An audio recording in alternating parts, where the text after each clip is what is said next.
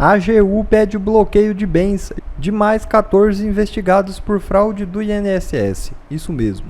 A Advocacia Geral da União pediu à Justiça Federal o bloqueio de bens de mais 6 empresas e 8 pessoas investigadas por descontos irregulares em benefícios de aposentados e pensionistas do Instituto Nacional de Seguro Social, o INSS. O órgão entrou com pedido de mudança na ação cautelar ajuizada na quinta-feira contra as associações investigadas. Trump diz ter convencido Índia e Paquistão a aderirem a cessar-fogo imediato. Isso mesmo.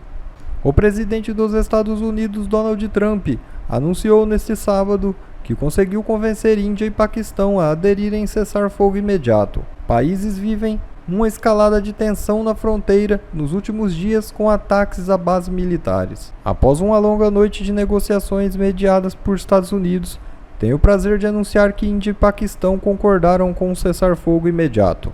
Parabéns para ambos os países que usaram bom senso e grande inteligência. Obrigado pela atenção dedicada a este assunto, escreveu Trump na rede social Truth. E STF tem novo inimigo que opera nas sombras, é isso mesmo. Que o Supremo iria interferir na decisão da Câmara era esperado. O que algumas pessoas não entenderam é que 315 deputados não votam sem aval dos caciques dos seus respectivos partidos. Então a guerra hoje não é mais sobre Câmara e STF, mas entre Centrão e STF. O que isso muda? Muda muito. O Centrão está no Senado, na Câmara e no Executivo, e em todas as indicações de instituições da República. Pessoas esperam gritos, urros e lacrações. Gente como Kassab, Valdemar e Ciro Nogueira levam a guerra para as sombras, onde são especialistas. Serrão, a coisa tá feia. Vamos lá, só hoje teve a condenação da Carla Zambelli, lembrando que teve a multa também de 2 milhões de reais, igualando ela e o tal do hacker, né, que eu acho complicadíssimo. Vamos lembrar aqui que o julgamento dela é completamente ilegal, inconstitucional e todos os aos, né, que eles gostam de falar tanto, porque foi aquele famoso julgamento virtual, onde não houve sustentação oral dos advogados dela. Isso complica demais, não é mesmo? Tem um peso muito grande, né? Então a gente fica querendo passar pela tela e tentar defender o direito no Brasil. Não é sobre a Carla Zambelli, é sobre o direito acima de tudo. Depois nós tivemos também aí, assim, subitamente a PGR falou, pera, vamos também dar uma ajudadinha, porque a gente trabalha em grupo, não é mesmo? Eles falam que a Câmara foi corporativista, mas eu vejo do outro lado muito maior, né? Eles denunciaram o pai do Hugo Mota. Então o Hugo Mota, né, estava com medo, agora a ação já foi para frente, tem denúncia. Olha que bonito, não é lindo? Eu acho muita democracia para um dia só. E aí tivemos também todo este desmembramento do imbróglio do aspecto jurídico, se é que dá para falar, em relação à sustação do processo da ação penal aí, do Ramagem e demais. Olha que coisa interessante, queria chamar a atenção para esse ponto específico. Estão reverberando por aí todos, até gente assim do nosso lado às vezes está reverberando que, olha, o Congresso Nacional não pode suspender toda a ação penal. É mesmo. Eu achei também que o Supremo não poderia julgar pessoas que não têm prerrogativa por foro de função. E aí? Quem fez o pior? Quem fez primeiro? Qual o castigo que a gente vai dar e para quem? Olha só que problemão. Então, uma coisa só está acontecendo porque quem errou primeiro manteve o erro e ainda insiste em manter o erro. Outro erro, assim, absurdo. A ação penal está suspensa, não tem interpretação para o texto que foi aprovado na Câmara. Tá? Então, até nós espero que venha mesmo aqui, o relator aqui, o Gaspar, fez um excelente relatório e deixou isso bem escritinho ali, porque ele entendeu o que os constitucionalistas originários, adoro falar isso porque irrita o Barroso, então pensavam em relação à nossa própria Constituição, que é proteger parlamentares de perseguição política. Então, assim, tem que fazer valer o artigo 53. O como, aí é o Congresso que vai ter que pensar realmente, mas que existe uma ampla maioria, inclusive da base governista, para agir politicamente e forçar juridicamente tudo se enquadrar, é fato. Então, gente, é uma questão até de coerência. Em relação ao Fux, eu estava bem de olho nele. Até mandei, viu, doutor André Marcília, para quando estavam falando na revista Oeste, hoje, no Oeste Sem Filtro, eu mandei para a Paula, falei, Paula, pelo amor de Deus, corrige, porque essa retirada do voto do Fux foi algo, assim, complicado, porque a gente não... Pode ser uma falha do sistema? Pode, mas eu acho muita coincidência, né? Então, será que está rolando algo ali internamente para manipular os votos e forçar a barra? Não sei, o que vocês acham? Está muito estranha toda essa situação e espero, de verdade, ainda tenho, a Carminha não tem esperança, mas vai que o Fux peça um destaque e isso vá para plenário, porque também é o que diz a lei. A lei é clara, casos dessa feita tem que ir para plenário do Supremo e não ficar julgando em turma, ainda mais a primeira turma que está mostrando que de imparcial não tem nada. E vamos tratar do assunto do dia com o senhor. Nenhum poder é menor que o outro, foi o que o senhor declarou, e relator de toda essa história, Alfredo Gaspar defendeu com veemência a prerrogativa da Câmara para sustar integralmente a ação penal contra a Ramagem. Seu argumento, essa casa não é menor do que qualquer outro poder da República, foi o que você fez, declarou na sua defesa do Legislativo. Após a assustação, o ministro Moraes solicitou sessão virtual extraordinária com urgência para julgar essa resolução e estamos vendo o resultado. O Supremo, já por maioria, não vai aceitar, não vai respeitar a vontade da Câmara.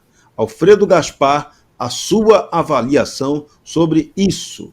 O que a Câmara pode fazer diante disso? Esperar mais um pouco e aprovar a anistia depois das condenações, aprovar uma anistia imediatamente, né, e mostrar que a Câmara é soberana, ou qualquer outro tipo de reação, porque 315 votos são suficientes, aí mostram que tem disposição na Câmara para aprovar a anistia por meio de proposta de emenda constitucional. E eu lembro, o jurista Ives Gandra da Silva Martins frisou que se for proposta de emenda constitucional, a anistia não poderá ser contestada pelo Supremo Tribunal Federal, já que ela não fere nenhuma cláusula pétrea. Como é que você viu essa decisão do Supremo que vai atropelando a decisão soberana da Câmara dos Deputados?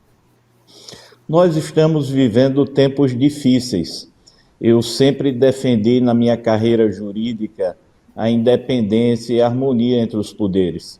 Eu não torço pelo quanto pior, melhor, mas o que nós estamos vivendo não é normal no Estado democrático de direito. Desde 2001, houve uma mudança constitucional para atender a sociedade. Parlamentar pode ser denunciado, não precisa de autorização da Casa.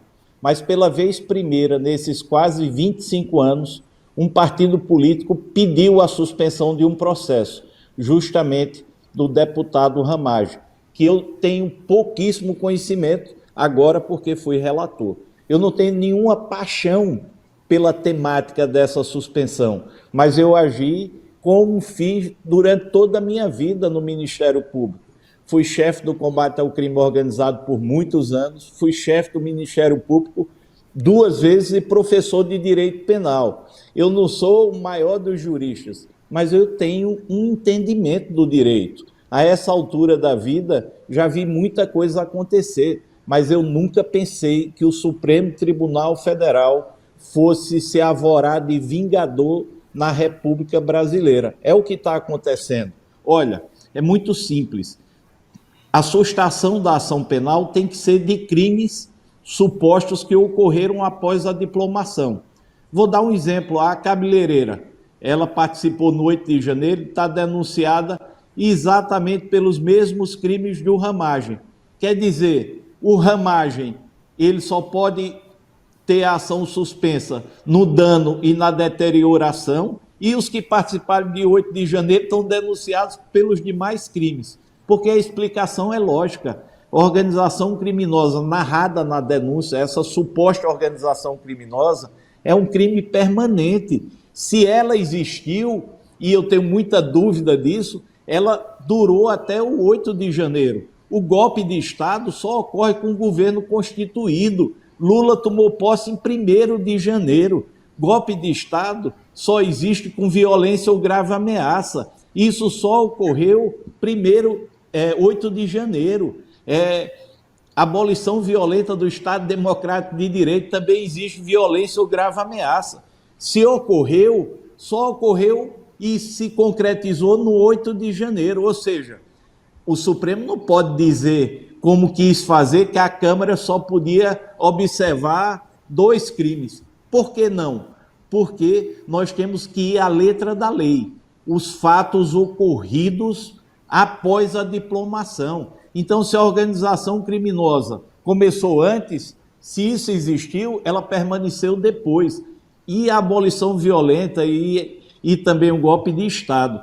Então, foi por isso que, cumprindo a Constituição, sem permitir a interferência de outro poder, nós votamos pela suspensão da ação penal, que não é impunidade, não. É a suspensão por 1 ano e 6 meses e o povo vai decidir se Ramagem continua ou não parlamentar. Suspende a prescrição. Agora, o que está acontecendo no Brasil é que se só admite se a narrativa interessar a quem está no poder. Se a narrativa for diferente, então sequer se considera uma interpretação técnica e legal. Nós não podemos viver nesse estado de coisas inconstitucionais.